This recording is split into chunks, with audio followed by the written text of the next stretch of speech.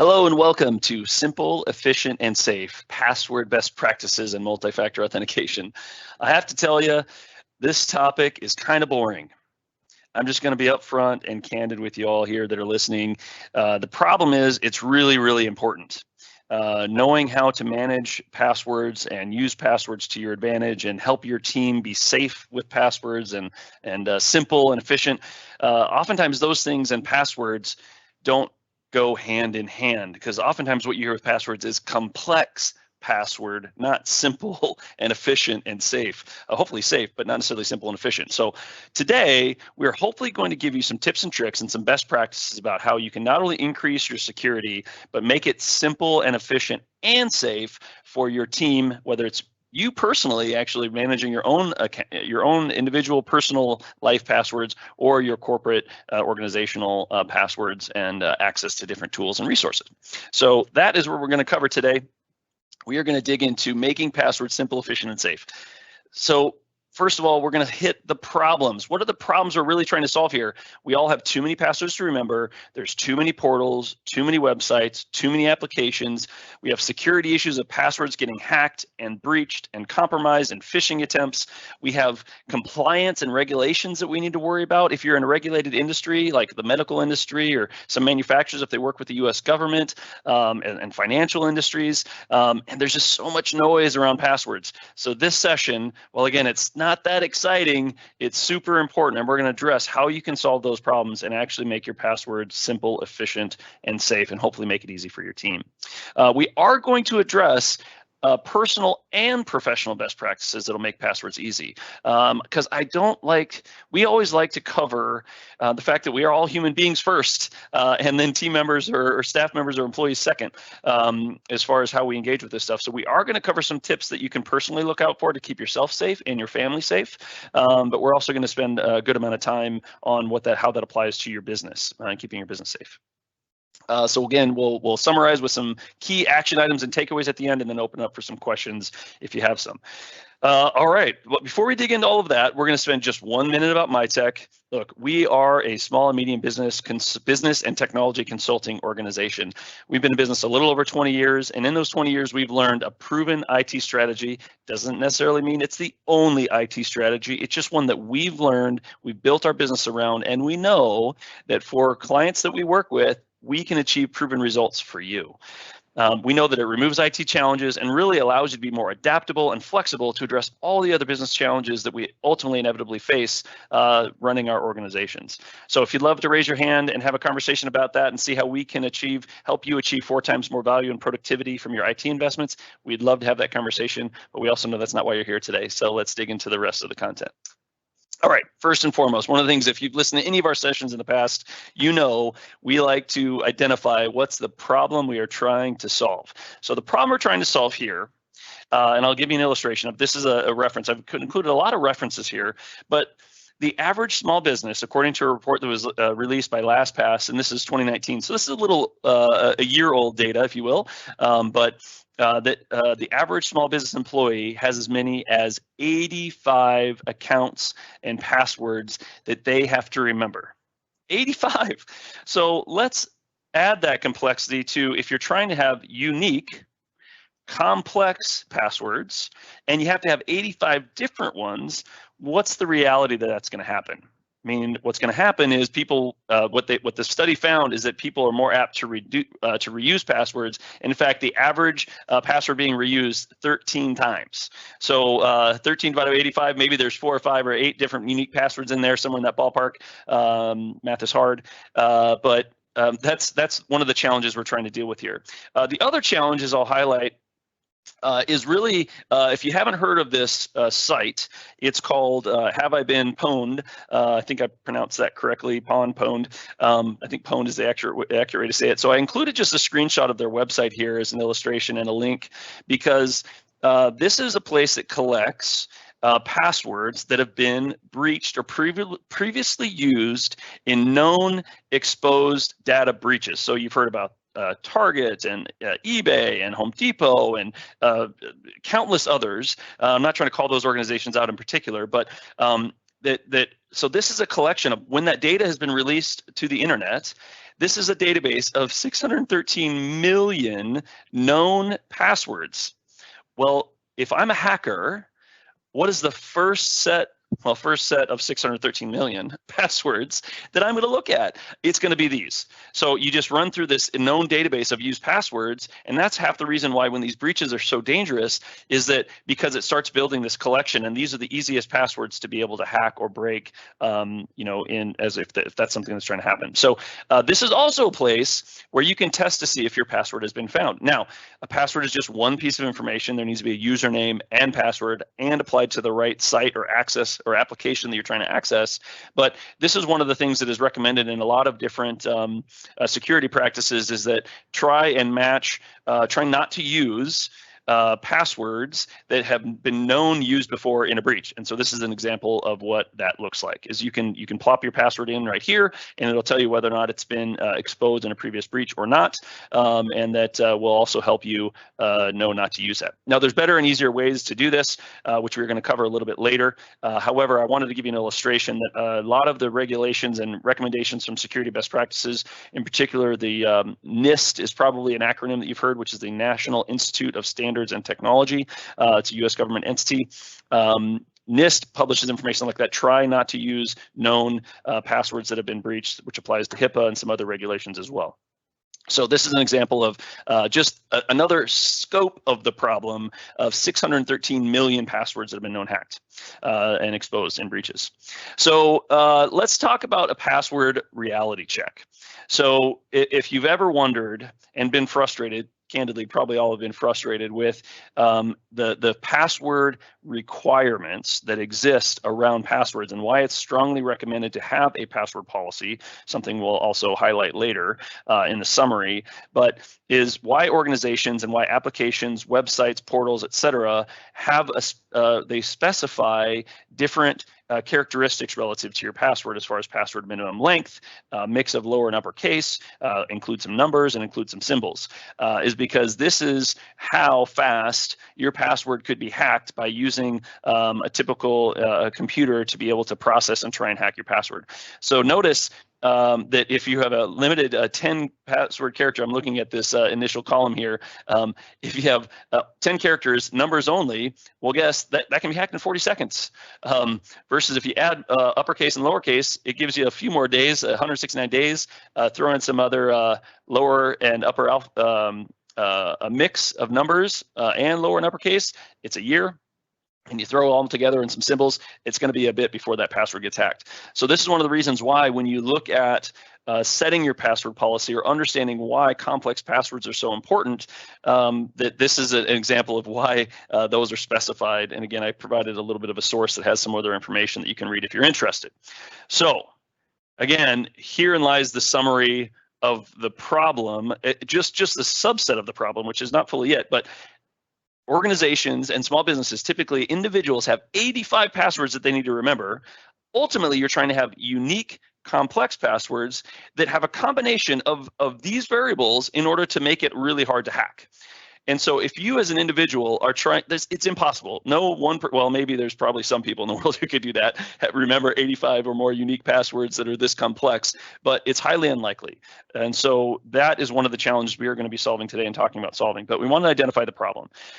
So to take it a little bit step further relative to the problem, and this is talking about, well, what about regulated industries? If your organization, and I'm not going to spend a ton of time on this because not everyone that's listening today or in the future is going to be part of a regulated industry. However, even if you're not in a regulated industry, the parameters and recommendations that apply to regulated industries are things that you should consider doing anyway because they can help keep your business more secure too. So let's talk about HIPAA. So first of all, there's a HIPAA security rule, and these things change over time, by the way. So I referenced a couple sites here. Compliancy Group, which is an organization that helps any organization subject to HIPAA keep compliant and work through all the details of being compliant. But one of the reason why I want to point this out is that HIPAA doesn't actually specify the exact criteria for passwords. It just says, quote unquote, procedures for creating, changing, and safeguarding passwords. They want you to use due diligence and due caution, but it doesn't actually say that the specifications, which the other regulations that we'll talk about in a moment do. So, but then it does reference, hey, look at NIST. Again, as I mentioned that earlier, which is the National Institute of Standards and Technology, and NIST does have some suggestions that you could look at, right? And as the last bullet point, as I mentioned, vet passwords against a list of common weak options. And this is the that I have been pwned site that I mentioned earlier. That's a place where you could go to compare against. You can also download that list if you feel so inclined. But these are some guidelines at NIST, and NIST is a guide for the U.S. government as far as a lot of organizations, regulatory industries, et cetera, trying to make sure that people adhere to these standards as much as possible to help you keep secure. So that's HIPAA. Let's talk about FINRA in the financial space. They specify, again, this is right off their website, that your password somewhere in that character length, start or end with a space, those characters, again, the alphanumeric ones that we talked about, and not reuse recent ones. Don't use your name or your user ID, et cetera, profanity. So it actually gets really specific. It also recommends, you know, how long you have to reset it or how long it could be valid, when to lock it or keep it unlocked, and how you should manage your passwords if you're an organization that's subject to FINRA. So again, it's important to understand if you're defining password policies and trying to solve this password problem that different organizations have to address in their own unique way. These are some things to keep in mind. And again, even if you're not subject to these are good practices to recommend just to keep your organization secure. The last one I pulled some information about from the SEC, which is they have a system or trying to think of the electronic data gathering, analysis, and retrieval, the EDGAR system, or the EDGAR policy and practice. So they basically listed some. It's relatively simple, but it's similar in that, you know, as of October 1st of 2020, all filers will have to have this kind of password, 12 characters, a minimum 12 characters, one number, and one of these symbols. That's one of the other things that you'll find is that some organizations, when they specify their password policy, they want you to put symbols, but it's not any symbol. They actually limit you to the symbols you can use, and we'll talk about that a little bit later when we get into talking about a password vault and generating a secure password. So anyway, I just wanted to highlight, and I have some references here as far as if you're a part of a regulated industry, what you might want to keep in mind and consider relative to understanding the problem that you uniquely need to solve, and then considering these other factors that we're going to talk about now as far as how to solve them. So hopefully we've tried to paint the picture that there's a major problem with trying to effectively manage passwords when you have so many different applications and passwords to try and remember, to keep them complex enough in order to keep them secure, and that typically the average and most people are not going to be able to do that effectively. So passwords alone are not enough. So let's start with some of the other variables that you should be thinking about in order to help keep your password safe and secure. Multi-factor authentication. So the otherwise known as two-factor authentication. So this is something you've probably done many times. If you've ever gone to an ATM, you have a card, something you have, and a PIN, something you know. So these are some of the common factors that are used relative to some sort of multi-factor authentication.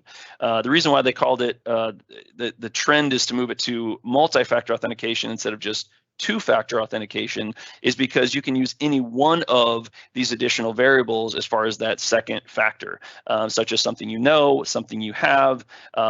Inherence is something that you are, like biometrics, or your location, if you're logging in from a premise, like from your office versus from home versus a hotel, et cetera. So it's just trying to identify which one of those factors you want to use to validate that you are who you say you are, or at least mitigating the risk of that being somebody else. So here's an example of some of those tokens, of those items. You can use hard tokens. This is not used as commonly in the small business world, but is definitely something that we see in certain practice and applications where you need to walk up to a terminal, use a card, use the RSA key fob that gives you a number that you might have in your pocket versus having to use your mobile device. If people aren't using the smartphone, or you don't want to use a smartphone by policy, then these tokens are an option to be able to enable MFA, multi-factor authentication, without requiring someone to use their mobile device. for example. The second one is using a soft token, which is typically an app installed on your mobile device. It could be a business or a personal one, but either way, it's some way where you're saying you're clicking on the approve here, like allow or deny, or you might be entering a number in here, or just selecting approve here. So this is something that we'll cover a little bit later when we get into a couple examples of multi-factor and how that plays out when you're logging in. But the soft token is something that's employed on somebody's mobile smartphone. Again, I know that gets into other policies about allowing smartphone use. Individuals on your team might have a preference to not want to use their smartphone for these kind of purposes. So just be aware that there are other options if you run into those challenges of using a soft token. The other one is biometrics. People also have challenges with these. And challenges, I mean, there are individuals that might not want to provide biometrics, like when you use your mobile phone, like the Face ID or the fingerprint scanner or the eye scan. Like if you go to the airport, Clear uses your eye, scans your eyes. So there are folks that might not want these, but these are possible options with Microsoft Hello, again, fingerprint scanners or readers as well. And finally, one that's not very well, not commonly understood, but it can be employed and is a nice option, especially if you're trying to minimize the number of times you and your team members get prompted for multi-factor, is using in your sign-in location. So if you're signing in from your office, that could be used as the second factor, as an example, as opposed to if you're signing in from home, you might have your username and password, but oh shoot, I'm not at the office, so that additional variable isn't employed, then your multi-factor authentication kicks off. So there's different ways to do that, but that's one of the ones that is not commonly understood, but is a variable that's possible if that's something that you choose to employ. Okay, so those are the kind of high-level summary of MFA. Now let's get into a couple examples. So let's say you're trying to log in to Outlook, just use that as an example. And so it's saying, all right, I'm taking you to the sign-in page. It's saying, hi, this is your sign-in page. You're using username and password. And then it says, wait a second, well, what do you want? Do you want to use a push authentication? So this is actually giving you, it sends it to this is the soft token use. So you can actually then click approve. So you can just click this allow button over here. So you say, hey, you've chosen that this is the method I want to use. And then if you haven't used MFA, this is something that is sometimes the confusing part. If you have used MFA, this is really simple. You're used to this. But I did want to show this just to kind of give an example where you can just say allow. That's kind of the push authentication. And once it does that, it says, hey, do you want to stay signed in? Yes. So that's the first way. It's really saying, use the push method. I'm going to click approve on my mobile device, and that's going to allow me to come into the session or the application. The other one is using a one-time passcode. And there's a third one that uses a text message, but that's not the recommended way, even though there are many personal websites or banking sites that might use a text message in order to authenticate you, especially personally. But in your business, I would definitely strongly recommend, and if you can personally, use the app and use one of these two methods versus a text message. Text message can be more easily intercepted and used fraudulently to fake. It's harder, but it's possible. So using one of these two methods is recommended. So the one-time passcode basically then goes to the same option, gives you goes to the application, and then you're prompted with a number. So you basically can grab that number, and that number times out, every like 30, 60, or 90 seconds. And so you have to enter it in a timely fashion so that, it's really hard to be able to, prove or fake that number inside of the time frame that number is actually valid. So tap that number, you just come back over to your application, you enter that number into the application, basically say, yep, say sign in, and now you're back in. So that's basically how the two key methods when you're using the soft token, because it'd be hard to illustrate the hard token or the biometric reader at this example, but these are the two most common ways in which organizations choose to set up multi-factor authentication. And and you can choose which method you want to employ, or if you want to allow for both or just one of them. Those are things that you can choose as an organization as you move along. But those are a couple examples. Just wanted to illustrate that, because if you're not familiar with some of the common ways MFA is used, we wanted to illustrate those. All right, so now We've talked about MFA. That's one of the key components, and this is only one of the key components, and we don't recommend you just use these alone. Try and combine these variables together. So the next one we want to talk about is password vault. What does that mean?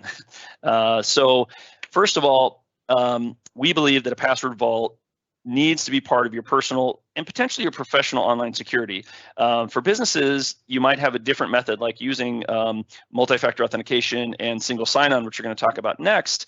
And so a password vault might not be necessary in your corporate business role, but as a personal role, I strongly recommend it.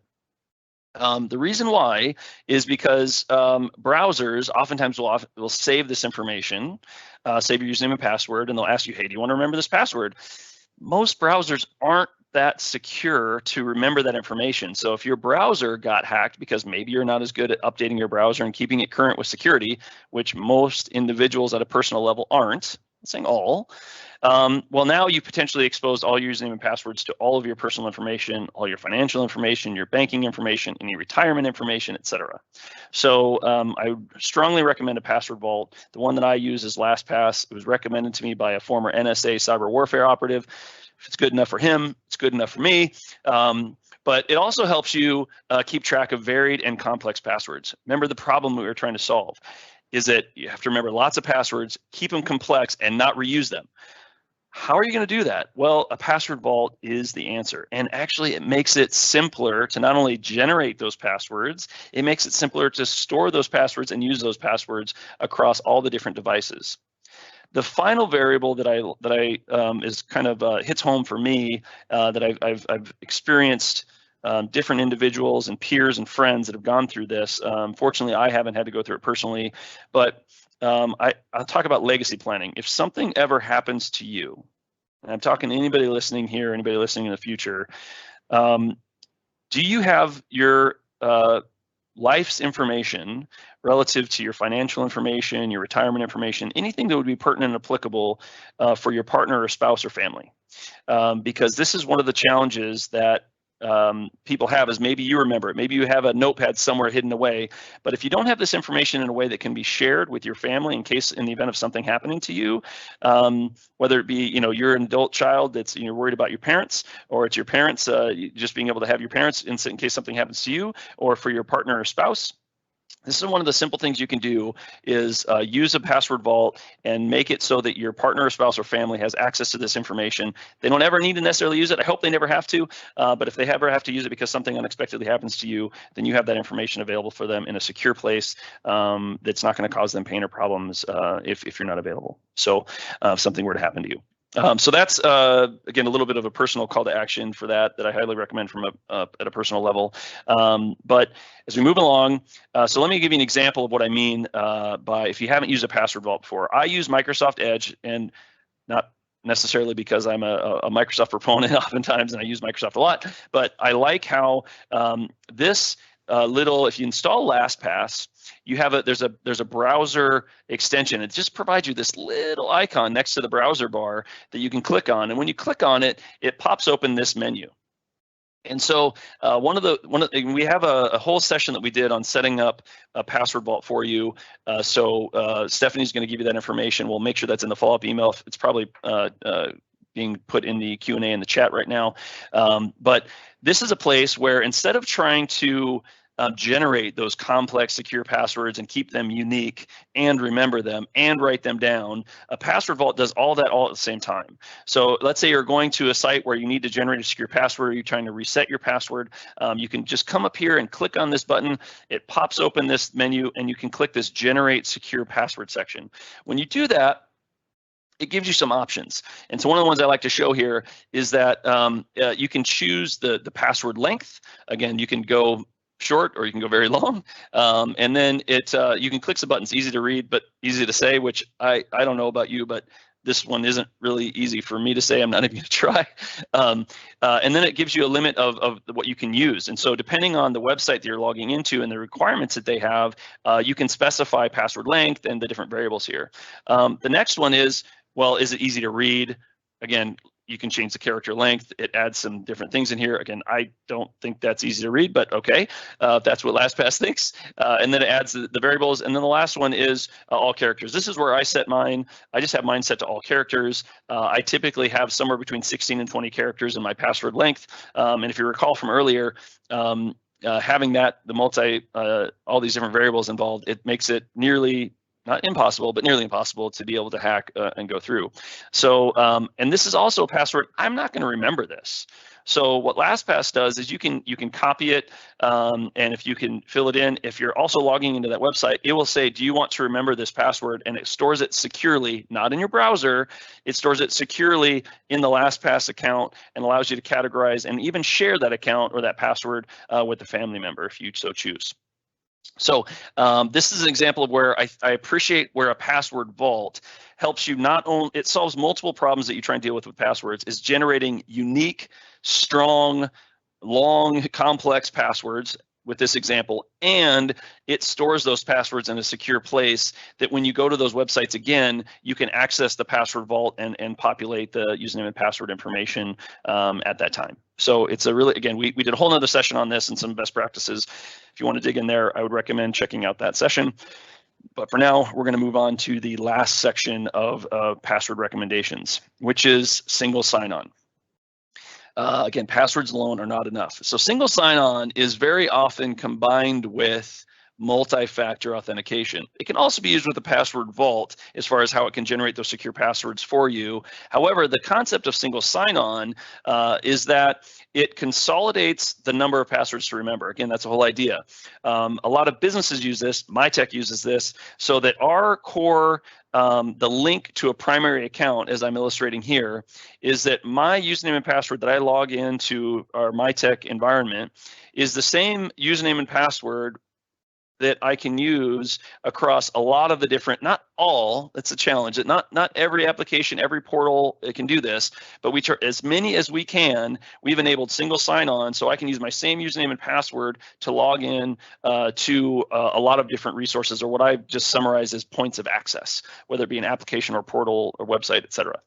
So the other thing that I like about single sign-on is that you can enforce that password policy across many points of access. So we as an organization, we define what our password policy is, how long and complex it needs to be, how often we need to reset it, et cetera, whether or not we employ multi-factor authentication.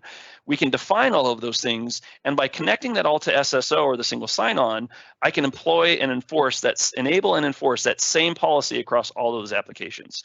So what's nice for me as an end user is it makes it easier for me. I don't have to remember a lot of complex passwords. I just have to make sure that my password is consistent with our password policy. We use multi-factor authentication, and I'm able to use my same username and password to log into nearly every resource that I need in order to fulfill my function and fulfill my role at MyTech. So that's something that is a real benefit. The other thing is that when I reset my password, I do it in one place, and it applies to all those different points of access. And from a security perspective, this is also really valuable, is that if someone leaves your organization or forgets their password or they get locked out, it disables access all in the one place as well. So how many times, and I know this has happened to us in the past, where you had a team member leave, an employee leave your organization, and you disabled their main account, but you forgot to disable the application access or a website portal access or something like that. So it's important to keep track of those. But if you connect as many of those as possible to single sign-on, when you disable or turn off that that account for the former team member, you're also disabling their access to all those other resources. So those are some of the key value components to enabling and turning on single sign-on. With benefits also come challenges and risks. So what are those?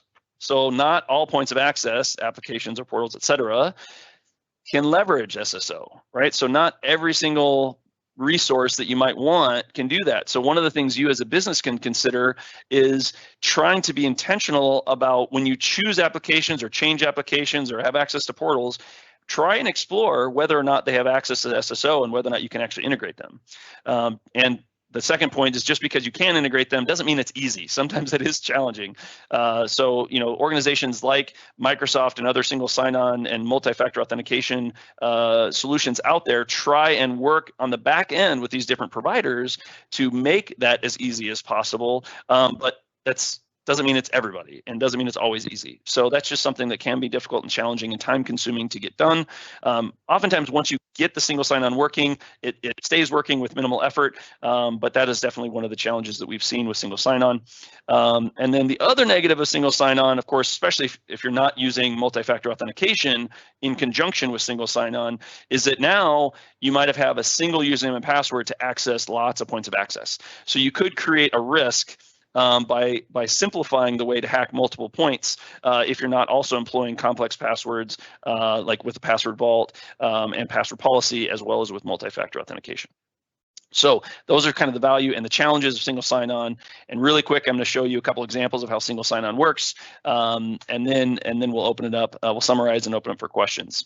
So if you haven't experienced single sign-on, actually you probably have experienced single sign-on, but a personal example we like to show is, some social sites, for instance, if you Pinterest, Facebook, Instagram, Google, LinkedIn, and even if you're registering for conferences or events, sometimes you're able to log in with your LinkedIn credentials. I know that's many conferences that I attend or events that I try and register for, that happens.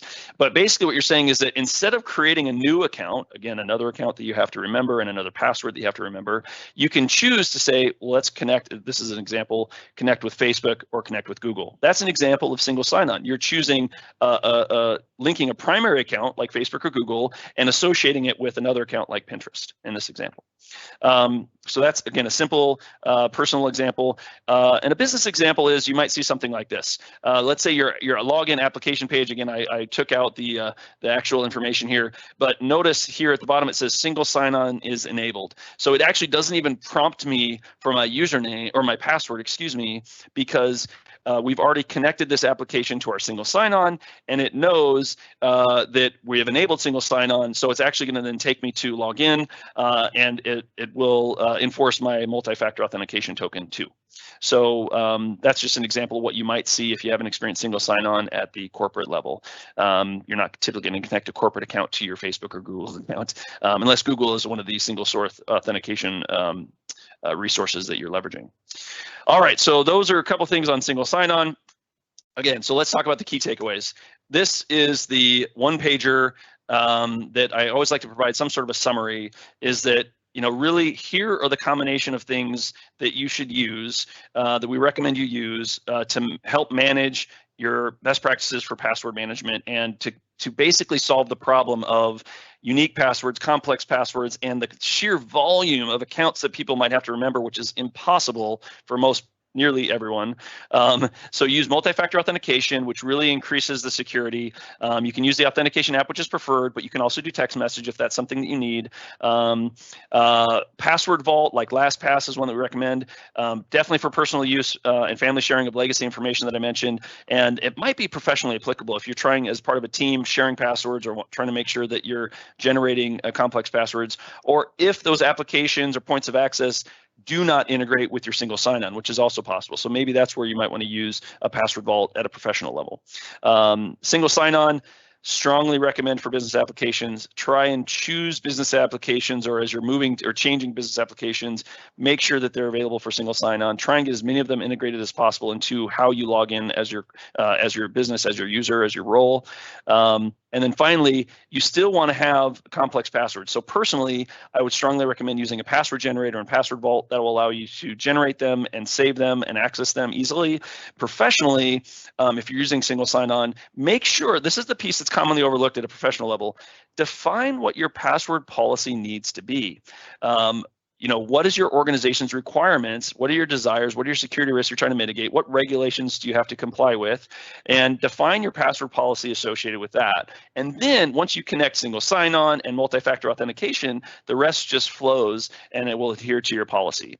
So these are the key takeaways. If you apply all these together, actually as an end user, remembering one password and using multi-factor authentication is really easy. It makes it so much easier for me to access this information. Using a password vault, it actually makes me more secure, and it's easier to access all that information. So that's one of the reasons why we wanted to say, look, this is how we're going to make it simple, efficient, and safe to manage the password problem that we all have, which is trying to remember lots of unique passwords and try and keep them complex at the same time. All right. Thank you very much for joining us today. Please follow us on LinkedIn or subscribe to our YouTube channel if you've watched this on YouTube. We have found that we try and tee up a lot of these so that if you've watched them, they're connected and they reference to each other. Two of the ones that we're going to reference today is, multi-factor authentication, single sign-on, and password vaults. We got a couple sessions that we did on those previously that go into much more detail if you're interested. If you know anybody personally or professionally, again, this one hits me personally too. So if you know anyone personally or professionally who can benefit, please share these with them. Just send them the link or let them know. We want to try and help benefit those that can benefit from this content. Join us for future events. Every other week we have these events, and then monthly, if there are power users in your organization or those that you really want to help dig a little bit deeper technically and really help your organization drive forward the utilization of things like Microsoft 365 and other these security kind of practices, I encourage you to invite those. Our next one is the end of June, on June 25th, 2021. Love to have you join us there too. With that said, thank you so much for attending. Sorry I went a few minutes over, and let's open it up for some questions. Awesome, thanks, Nate. There are no questions right now. All right, I didn't expect there to be any. As I mentioned, this is not that exciting of a topic. It's actually kind of boring, and it's really a frustrating topic because it's one of those things that's really challenging to manage. And we typically, as organizations, haven't employed all these variables yet. We have a lot of organizations that are moving that direction, but I would strongly encourage, if you haven't employed multi-factor authentication and single sign-on, or personally using the password vault in particular, I would strongly recommend doing it. If you want some help, raise your hand. We'd be happy to help. But otherwise, yeah, I really didn't expect a lot of questions due to the nature of this content. So I'll pause one last time for questions before we adjourn. So Stephanie, any other questions that might have come through? Nope, none have popped up. All right. Well, everyone who watched live today, thank you so much for attending. We hope you got some nuggets of information that you can employ to help you keep your passwords simple, effective, efficient, and safe. And for those of you watching in the future, thanks you for checking us out. Again, subscribe to us on YouTube, and we'll see you again soon.